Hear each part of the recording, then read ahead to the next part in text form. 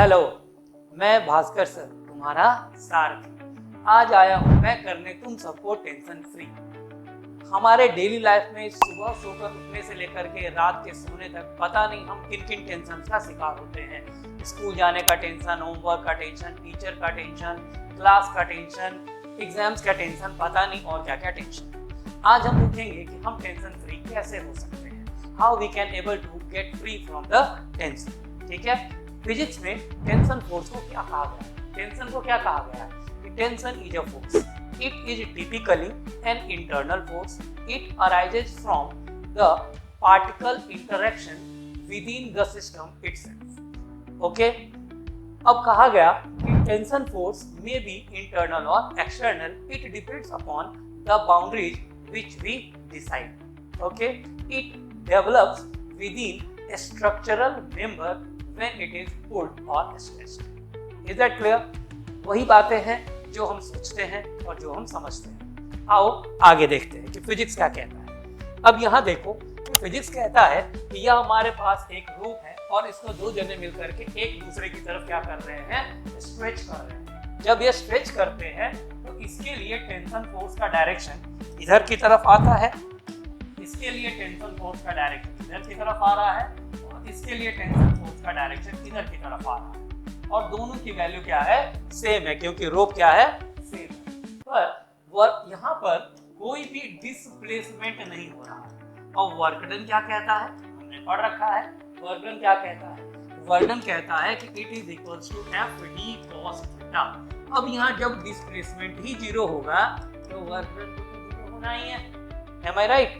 इसलिए टेंशन में कोई भी काम करने का नहीं। ठीक है, अब आगे हमने क्या किया? एक पत्थर लिया, उस पत्थर को एक स्ट्रिंग से, एक धागे से, एक रोप से बांध दिया और उसको इस तरह से वर्टिकल सर्कल में हम क्या कर रहे हैं? वील्ड कर रहे हैं। जब हम उसको घुमा रहे हैं तो उसका जो टेंशन फोर्स है जो उस रोप में प्रोड्यूस होगा उसका डायरेक्शन क्या होगा? Towards the centre. इसकी तरफ होगा टेंशन का डायरेक्शन टुवर्ड्स द सेंटर, जबकि डिस्प्लेसमेंट किधर होगा? Along the tangent. अब इनके बीच का एंगल यहाँ क्या बन रहा है? 90 डिग्री। क्या बन रहा है? 90 डिग्री। अब अगेन वर्क डन क्या कहता है? Work done equals to F D cos theta. अब थीटा की जगह दोस्तों क्या पुट कर दोगे? Cos 90।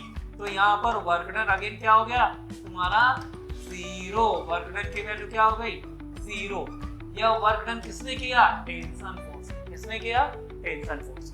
Again work done by the tension force is zero. आगे देखते हैं, हमारे पास एक और सिस्टम है, ठीक है, ब्लॉक एंड पुली सिस्टम। इसमें तुम देख रहे हो कि एक पुली है, पुली से दो ब्लॉक सस्पेंडेड है, एक 2 kg का और एक 4 kg का। एम आई राइट? अब देखो यहाँ से 2g वेट नीचे की तरफ लगेगा और टेंशन फोर्स ऊपर की तरफ। ठीक है, यहाँ पर 4g नीचे की तरफ लगेगा और टेंशन t ऊपर की तरफ। अब इसका वेट ज्यादा है तो ये नीचे की तरफ आएगा और ये कहाँ जाएगा? ऊपर की तरफ। मतलब इसका डिस्प्लेसमेंट नीचे हो रहा है और इसका डिस्प्लेसमेंट ऊपर हो रहा है। अब इसके लिए अगर मैं वर्क डन फाइंड करूं तो मैं क्या लिखूंगा?